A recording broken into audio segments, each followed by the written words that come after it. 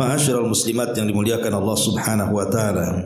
Sering saya ulas bahwa hati ini sesuatu yang bisa menggerakkan badan. Makanya kemudian perkara hati ini selalu menjadi fokus dalam Islam. Kita lihat bagaimana doa-doa yang diajarkan Nabi sallallahu alaihi wasallam itu hampir secara keseluruhan itu bicara soal hati. Contoh saja yang disebutkan di beberapa hadis Nabi sallallahu alaihi wasallam. Hadis yang dikeluarkan Imam Muslim dari Zaid ibn Arqam radhiyallahu an. Ada doa yang biasa dibaca Nabi sallallahu alaihi wasallam, Allahumma inni a'udzubika minal ajzi wal kasal.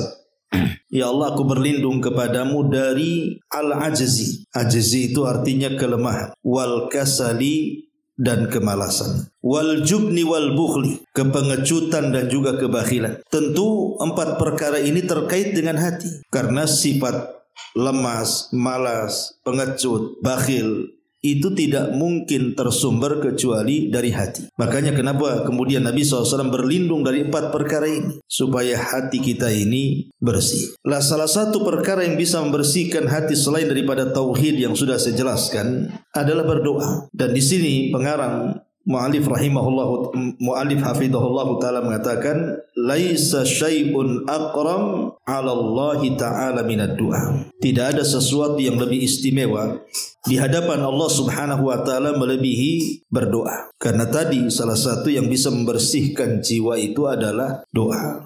Ibu sering mendengar apabila seorang penceramah, kan ada tuh di muqaddimah ceramah itu, innal hamdalillah nahmaduhu wa nasta'inuhu wa nastaghfiruh, sampai kepada wa na'udzu billahi min syururi anfusina wa min sayyiati a'malina. Dan aku atau kami berlindung kepada Allah dari keburukan jiwa-jiwa kami dan dari keburukan amal-amal kami. Itu selalu Nabi SAW membawakan khutbatul hajah ini untuk mengingatkan bahwa membersihkan jiwa itu sangat penting sekali. Makanya Rasul selalu memukadimahi setiap ceramahnya dengan kalimat wa na'udzu billahi min syururi anfusina. Kami berlindung kepada Allah dari keburukan-keburukan jiwa-jiwa kami. Lihat bagaimana Rasul berlindung kepada Allah. Kalau sekelas Nabi saja berlindung supaya jiwanya dibersihkan oleh Allah Azza wa Jalla, apalagi kita. Yang kita ini tidak ada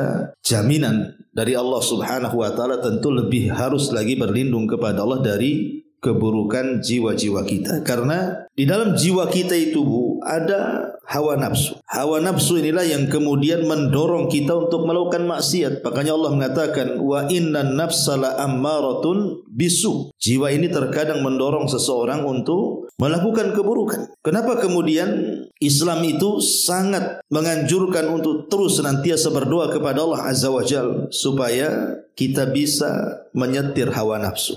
Dengan doa kita itu supaya terkontrol hawa nafsu. Karena hakikat doa itu artinya kita mengembalikan sesuatu kepada Allah dan merasa rendahnya kita di hadapan Allah, merasa hinanya kita di hadapan Allah, merasa miskinnya kita di hadapan Allah, sehingga kita meminta kepada Allah. Jadi doa itu termasuk senjata bagi seorang mukmin dalam membersihkan jiwa. Kata mu'allif baru kita jelaskan. Di dalam buku ini mu'allif menjelaskan kepada kita, doa merupakan salah satu ibadah yang paling utama di sisi Allah Subhanahu wa taala. Karena sejatinya doa memperlihatkan kelemahan seorang hamba, kebutuhannya, kerendahannya, ketidakberdayaannya, serta pengakuan terhadap kekuatan Allah Azza wa Jalla. Kemudian kekuasaannya, kekayaannya, ketidakbutuhannya kepada siapapun, dan kebesarannya. Doa yang terkabul dapat menyembuhkan penyakit hati orang-orang yang memusuhinya, terlebih bagi para kekasih dan wali-walinya yang mulia. Di sini mu'allif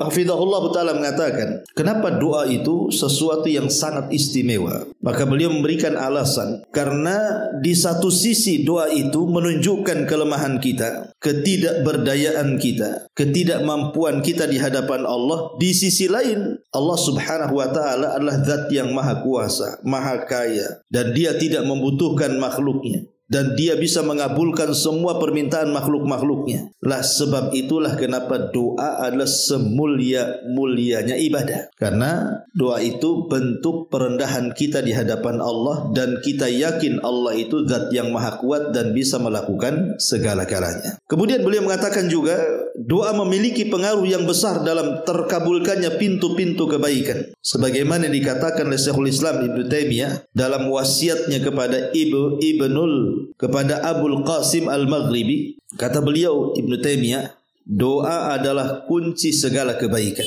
Doa itu adalah kunci segala kebaikan. Kalimat ini Bu, ini bukan kalimat biasa, ini kalimat luar biasa. Ibu masuk rumah saja kalau nggak ada kuncinya Bu, nggak bisa masuk rumah. Ibu naik mobil, pintu mobil tertutup, terkunci, nggak ada kuncinya, nggak bisa masuk mobil. Masuk kemana saja Bu, kalau nggak ada kuncinya itu nggak akan bisa masuk kita di dalamnya. Lah begitulah doa itu, kata Ibnu Taimiyah rahimahullahu ta'ala, dia adalah kunci untuk membuka segalanya. Makanya jangan segan-segan dan jangan malas untuk berdoa. Karena doa. Contoh umpamanya pagi-pagi kita sudah bangun, kemudian mau melangkahkan kerja. Lah sebelum kaki kita melangkahkan untuk beraktivitas itu Bu, entah ibu mau ke pasar, entah suami mau kerja, entah anak mau sekolah, ya, cobalah dimulai hari itu dengan doa. Karena kita tidak tahu namanya perjalanan hidup itu. Contoh umpamanya bekerja itu kan mesti ada risiko. Gak mungkin orang bekerja tidak ada risiko Bu. Entah kecelakaan di jalan, entah bermasalah di kantor, di perusahaan, di PT, atau apalah nama kerjanya gitu. Atau anak sekolah juga jauh melintas jalan, entah ketabrak, entah apa. Karena kita tidak tahu. Kita ini tidak tahu apa yang terjadi satu hari ini. Lah karena kita tidak tahu kebaikankah ataukah mendapatkan keburukan, disitulah pentingnya berdoa. Jadi di pagi hari itu, terutama setelah terbit fajar sampai terbit matahari, itu disebut waktu yang sangat berkah, yang Rasul katakan, Allahumma barik li ummati fi bukuriha. Ya Allah, berkahi umatku di waktu paginya.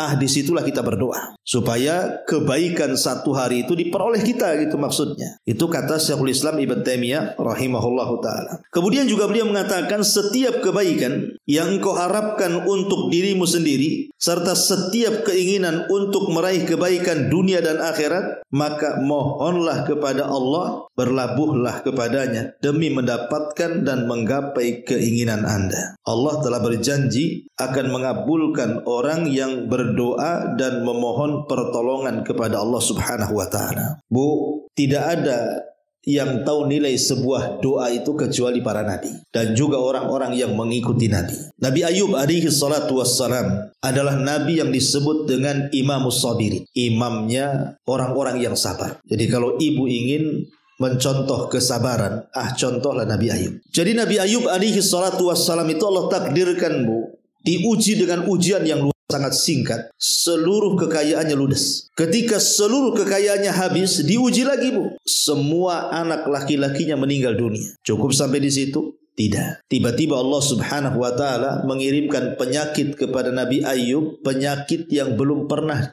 tertimpa kepada umatnya. Artinya penyakit baru. Kata Ibnu Katsir, penyakitnya itu benjol-benjol dari atas kepala sampai kaki, isinya adalah dengan darah dan penuh gatal yang luar biasa. Dan itu belum ada penyakit kayak gitu di kaumnya. Sehingga kemudian tidak sampai di situ, lambat laun kaumnya Nabi Ayub ini akhirnya mulai meninggalkan Ayub. Karena disangka penyakit yang diderita Ayub itu menular. Akhirnya kemudian masyarakat pun mulai meninggalkan satu. Akhirnya kemudian Ayub pun hanya tinggal berdua dengan istrinya. Itulah kadang-kadang ini sebagai percontohan Bu, ya kan? Apabila suami sedang mendapatkan musibah, maka istri yang berakal itu akan selalu di sampingnya. Ketika semua manusia meninggalkan Ayub, yang tinggal hanya istri di sampingnya. Ini istri zaman dulu Bu, ya. Kalau istri zaman sekarang nggak yakin saya.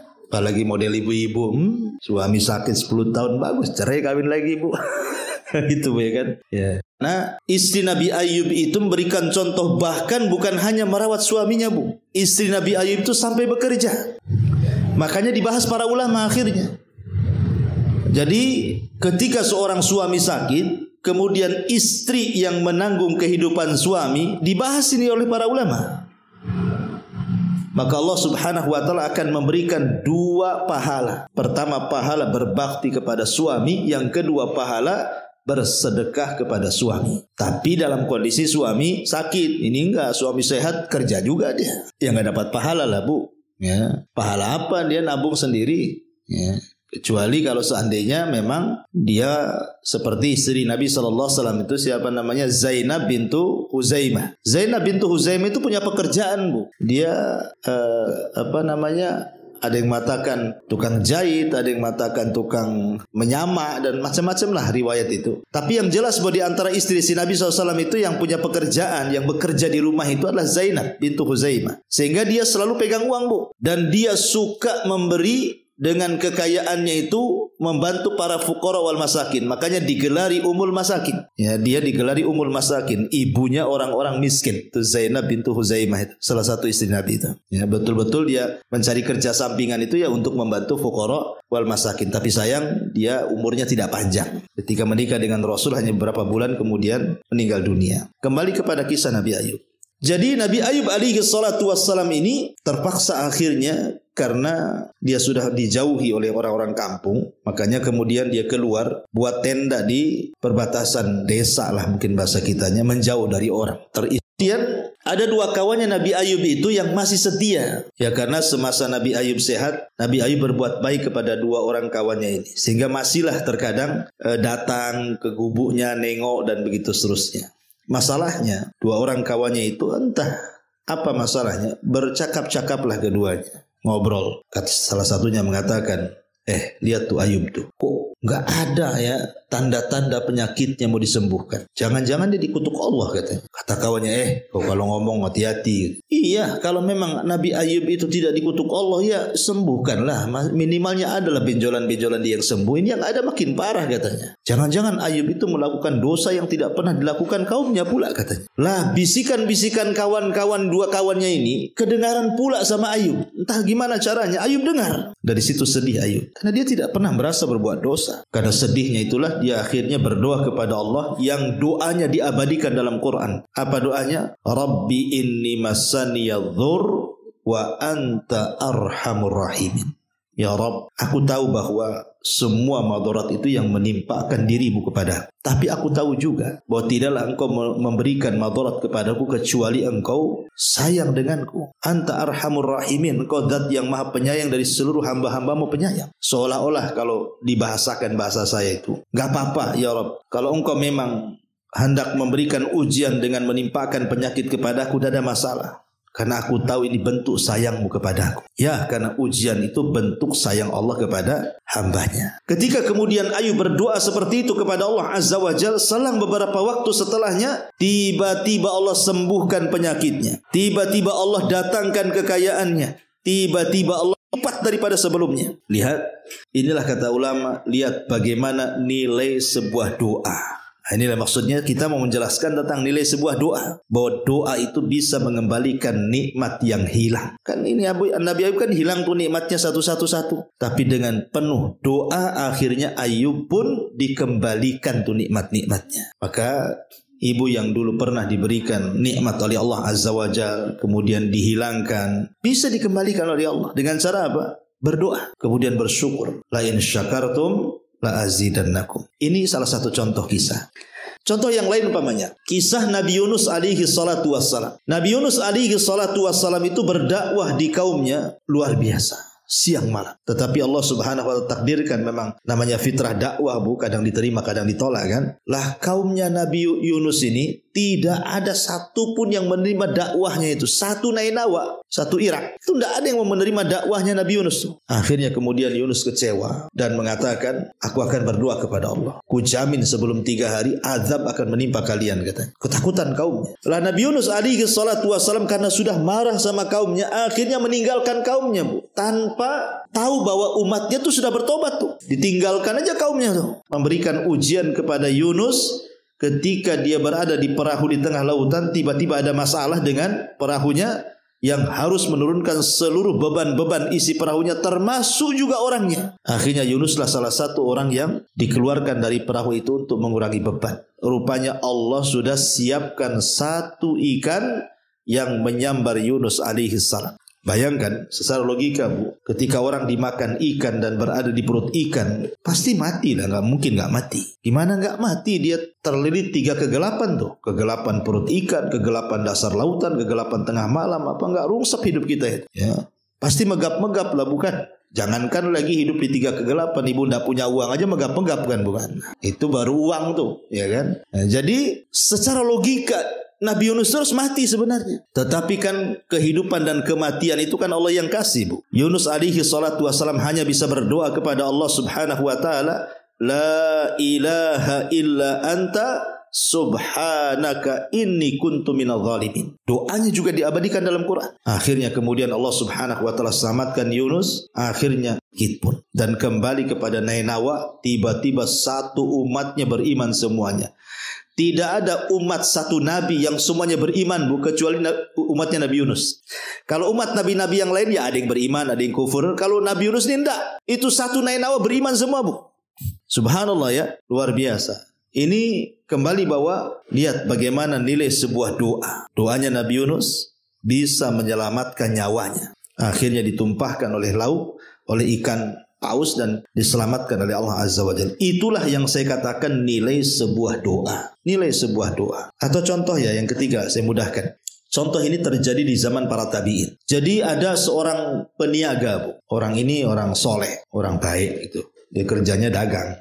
Karena orang Arab itu kan memang suka dagang. Jadi satu hari adalah orang yang menawarkan jasa angkut barang. Kalau zaman sekarang ya travel lah gitu ya. Kalau zaman dulu kan angkut barang pakai unta atau pakai keledai. Datang dia kepada orang soleh pedagang ini. Mau nggak barang-barangmu ku angkut lewat travelku gitu ya. Berapa harganya? Sekian. Oh murah tuh. Karena kemudian murah mau dia. Berangkatlah kemudian orang soleh ini dengan jasa angkut barang itu. Entah kenapa Bu, kok jalannya beda gitu ya. Biasanya jalan yang dilalui itu bukan jalan ke situ. Ya jalan biasa orang-orang ma'ruf kayak kita dari sini ke Batam Center atau ke Tiban kan ma'ruf jalannya ya lewat Temiang atau lewat, kalau dari sini ke Batam Center bisa lewat Muka Kuning, ma'ruf lah jalannya. Ini enggak Bu. Jadi jasa pengangkut barang ini malah disasarkan ke padang pasir. Jadi orang soleh pedagang ini bingung dan mengatakan, Fulan, kenapa jalannya kok ke sini? Bukankah jalan yang betul ke sana? Dia mengatakan, oh ini tidak, ini betul. Dan ini jalan pintas katanya. Kalau bahasa kita jalan tikus. Ya, kalau jalan kucing kan kegedean Bu. Jadi ya udahlah percaya saja karena kan dipikir dia memang travel gitu ya. Punya jasa ngangkut barang, biasa ngangkut jasa orang, percaya dia. Tetapi masalahnya ketika di tengah padang pasir ini, kok makin jauh ke tengah padang pasir, makin jauh makin gak ada jalan. Dan sepanjang jalan itu dia melihat ada tengkorak, tulang kaki, tulang tangan, tengkorak kepala, macam-macam. Mulailah merinding nih orang soleh. Ini jangan-jangan bukan orang baik nih, orang jahat nih ya. Jangan-jangan dia perampok pula, nyamar jadi travel. Akhirnya kemudian berhenti dari tengah padang pasir dan pengangkut jasa ini tiba-tiba mengeluarkan pedangnya. Kemudian mengancam orang soleh peniaga ini. Kata orang soleh ini, siapa kamu? Pasti kau perampok ya. Kemudian dia mengatakan, iya saya perampok. Karena ketakutannya orang soleh ini Bu, pedagang soleh ini, akhirnya dia mengatakan, ya sudah gini saja. Kalau engkau ingin barangku, ambil semua barangku. Tapi jangan kau ambil nyawaku. Biarkan aku pulang. Ambil semua barangku. Tapi kata perampok, semua orang yang kurampok omongannya sama dengan kamu katanya. Tapi tidak ada yang kau lepaskan. Tetap kubunuh juga katanya. Enak aja kau mau lepas katanya. Akhirnya kemudian bingung nih orang yang meniaga ini karena tidak bisa melawan. Dari situlah dia terpikir ingin sholat. Kemudian dia terpikir ingin sholat dan minta waktu untuk berwudu. Masya Allah, ini perompak baik pula nih. Kasih kesempatan pula dia berwudu. Habis berwudu, kemudian sholat. Yang namanya habis sholat mau dibunuh oleh perampok Bu. Kira-kira Bu konsentrasi nggak tuh? Ibu datang perampok. Kemudian nodongkan pistol. Suruh baca surah Al-Fatihah. Hafal nggak tuh Bu? Kira-kira gitu ya. Pokoknya ini pistolnya di atas kepala. Ayo cepat baca surah Al-Fatihah. Apa nggak belepotan? Padahal hari-hari dibaca tuh Bu. Lah sama juga dengan orang yang sholat ini. Dia habis sholat mau dibunuh. Jadi dia mau pusing nih. Mau baca apa, surat apa gitu kan. Gak hafal. Terlintaslah satu ayat Bu. Apa ayatnya? Amman yujibul mudtarra idza da'a wa yakshifu su' ila akhiril ayat. Siapa lagi orang yang akan mengabulkan orang yang kesulitan kecuali Allah? Amman yujibul mudtarra idza da'a. Jadi ayat itu aja yang diulang mumpung hafal. Tapi dia tidak sadar bahwa dia kan lagi kesulitan tuh. Sementara ayat itu bicara soal pengabulan Allah terhadap orang yang kesulitan. Pas pula ayatnya. Maka ketika dia ingat satu ayat itu diulang-ulang sama dia, Bu, dalam sholatnya itu. Entah yang membawa dia kenapa mengulang-ulang, yang jadi ulang-ulang ayat itu. Sampai akhirnya Allah berikan ma'unah, berikan karomah. Karomah itu keanehan yang diberikan kepada para wali. Kalau sihir kepada kalau sihir kepada dukun. Kalau mukjizat kepada nabi. Ya.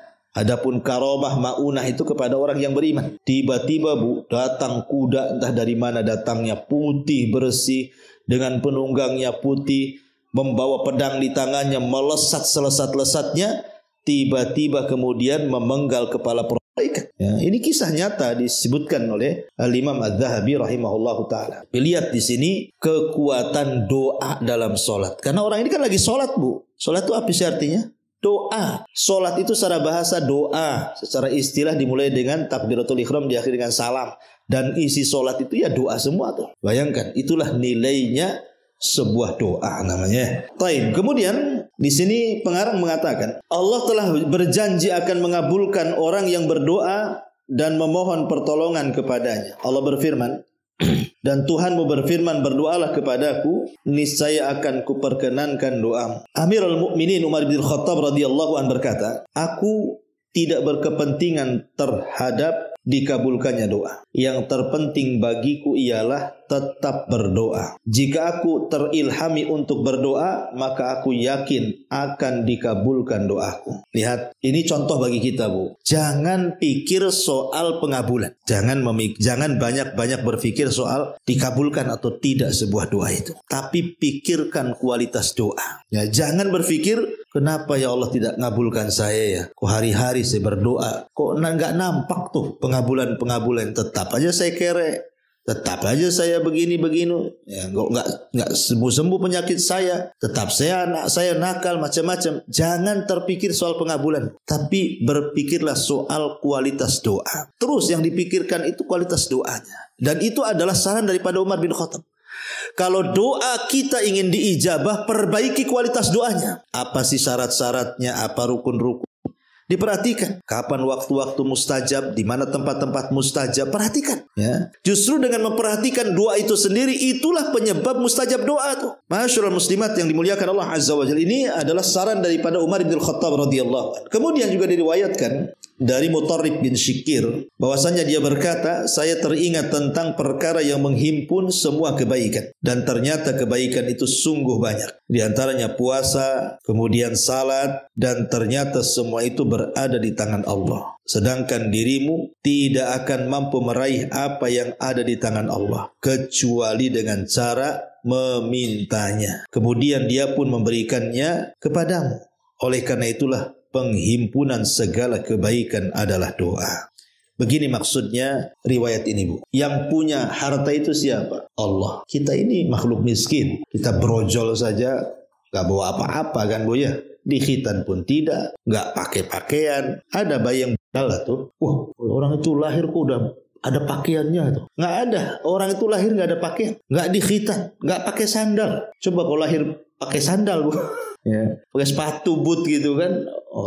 Nggak ada ceritanya. Orang lahir itu loh nggak punya kekayaan secuil pun. Kemudian terlahir pun mata pun nggak bisa lihat, telinga pun nggak bisa dengar, badan pun lemas. Baru sedikit-sedikit pandangan mulai tajam, telinga mulai mendengar, pikiran mulai berpikir, badan mulai kuat. Baru dengan cara seperti itu dia bisa mencari nafkah, akhirnya kaya. Tapi yang ingin saya katakan bahwa yang punya kekayaan itu siapa? Allah. Maka mintalah kekayaan kepada zat yang punya kekayaan. Ya. Kalau kita minta kaya kepada zat yang kaya, Bu, pasti kita kaya. Tapi kalau kita meminta kepada zat yang miskin, macam mana bisa kaya? Karena banyak orang-orang yang ingin kaya, mintanya bukan kepada zat yang kaya, kepada dukun.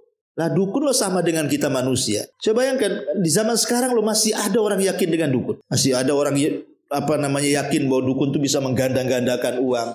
Yang ada uang dia yang berganda, uang kita yang habis. Ya kan?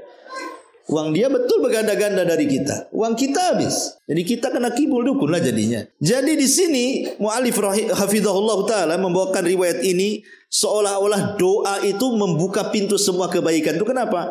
Karena tadi kalau kita ingin kaya, minta sama orang kaya, sama zat yang kaya, Allah. Kalau kita sakit, yang ngasih kesembuhan itu siapa? Allah. Minta kepada Allah, pasti sembuh. Kalau kita lagi stres, Bu, siapa yang ngasih ketenangan? Allah. Minta ketenangan kepada Allah. Apalagi kalau ibu lagi ada masalah, konflik dengan suami, dengan orang tua, dengan tetangga, yang menyelesaikan konflik itu Allah. Minta, Allah menyelesaikan. Kan enak, Bu. Kalau ada masalah apapun di dunia, tinggal berdoa kok. Ya. Dan yakin bahwa Allah Subhanahu wa ta'ala pasti mengabulkan doa kita.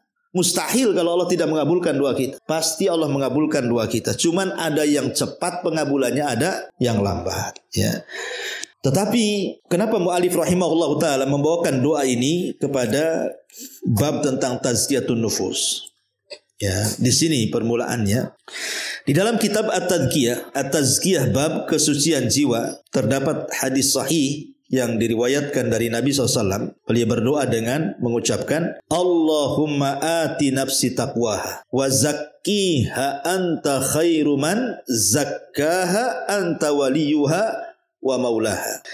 Ya Allah, berikanlah ketakwaan pada jiwaku dan sucikanlah ia, karena hanya Engkaulah yang mampu untuk mensucikannya. Engkaulah yang menguasai dan Engkau, kata pengarang, mengandung isyarat dan peringatan bahwa kesucian jiwa itu di tangan Allah yang maha mengetahui hal-hal yang gaib. Dan kunci utamanya adalah doa, serta merasa sangat butuh kepada Allah Subhanahu wa ta'ala. Sebab itulah doa yang kerap dibaca Nabi SAW adalah, Ya muqallibal qulub, tsabbit qalbi ala dinik. Wahai zat yang membolak-balikan hati, tetapkan hatiku di atas agamamu.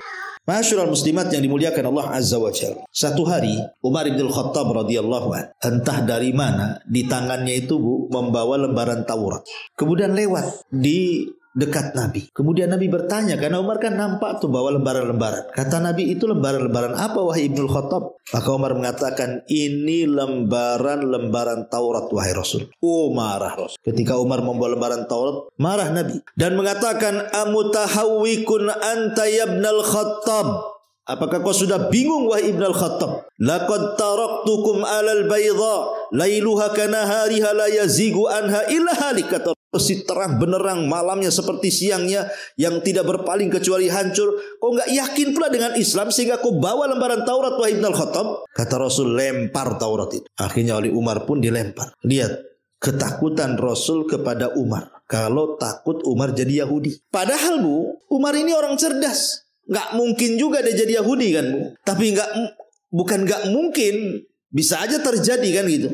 Makanya Nabi SAW sangat mewanti-wanti kepada Umar dengan bahasa usul itu, namanya syaddud dari'ah, sedia payung sebelum hujan. Jangan sampai Umar terlampau memperdalam Taurat dan meninggalkan Quran sehingga terpengaruh dengan ajaran Yahudi dan meninggalkan Islam. Dan itu yang banyak, Bu. Di zaman sekarang ini ada mahasiswa-mahasiswa yang sok-sokan, Bu, ya, jurusan filsafat atau apa gitu. Quran aja belum dikuasai, hadis-hadis Nabi belum dikuasai, masuk pula ke perbandingan agama. Dia baca Bible, baca perjanjian lama, perjanjian baru, Taurat, Injil. Kononnya apa? Kononnya untuk perbandingan agama. Bukan perbandingan agama, Anda sedang membanding-bandingkan, akhirnya karena terlampau banyak kitab Injil yang dibaca, akhirnya terpengaruh dengan Nasrani, Islam pula dijelek-jelekan akhirnya. Nggak perlu, Bu. Ngapain kita mempelajari agama orang?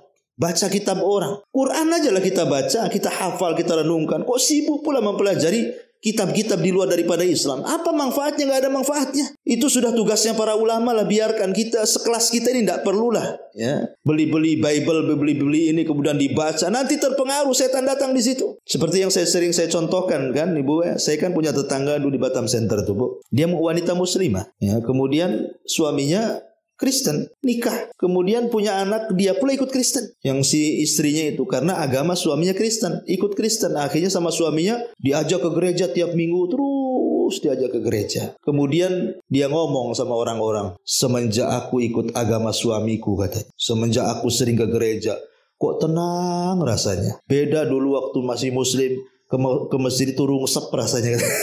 Karena dia nggak pernah belajar Quran, Bu. Ya, dia waktu Islam kemana? Mungkin nggak kayak ibu gini kan? Coba kalau waktu Islam dia kayak ibu datang ke majelis taklim gitu ya, belajar agama. Saya yakin ibu kalau ke gereja nggak tenang juga, nggak tenang, Bu. Kalau Islamnya kuat, yang bilang masuk gereja tenang itu karena Islamnya nggak kuat dia. Dia nggak pernah belajar Islam, tahu-tahu rajin ke gereja dia bilang kok enak juga di gereja ini kan itu. Itu karena dia nggak pernah belajar Islam. Kalau dia tahu belajar Islam itu agama yang paling lengkap itu cuma Islam tuh. Ya. Kok bisa dia ngomong begitu kan? Naudzubillah, itulah setan ya kan. Ma'asyiral muslimat yang dimuliakan Allah Subhanahu wa taala. Jadi dari sini kita tahu bahwa penting kita ini membersihkan hati dengan cara apa? Minta kepada Allah jangan sampai hati kita dibolak-balik gitu maksudnya. Jangan sampai saya ini insya Allah kuat imannya, kata siapa? Ibu kuat iman. Tidak. Iman itu bertambah berkurang, bertambah dengan ketaatan, berkurang dengan kemaksiatan. Itulah akidah ahli sunnah. Ya. Jadi jangan pernah kita merasa suci, merasa kuat iman, merasa berilmu, merasa dan begitu seterusnya. Karena bagaimanapun hati ini bisa berbolak-balik kapanpun. Jangankan itu, saya kisahkan satu kisah. Pertama dalam Quran, ketika Allah Subhanahu wa taala berfirman, "Watslu 'alaihim naba'al ladzina ataina." Di mana? Watslu 'alaihim naba'abna watslu 'alaihim alladzina ataina. Aduh lupa ayatnya, Bu. Ya. Jadi ayat ini bercerita soal seorang laki-laki di zaman Bani Israel namanya Bal'am ibn Ba'urah. Bal'am ibn Ba'urah ini, Bu, Allah anugerahkan kepada dia mampu menguasai Ismul A'zam. Ismul A'zam itu nama Allah yang sangat agung yang kalau berdoa dikabulkan tuh, Bu. Entah kenapa si Bal'am ini di ujung-ujung akhirnya datang pejabat merayu dia untuk mendoakan keburukan kepada Nabi Musa dan juga Bani Israel. Awalnya tidak mau si Bal'am itu.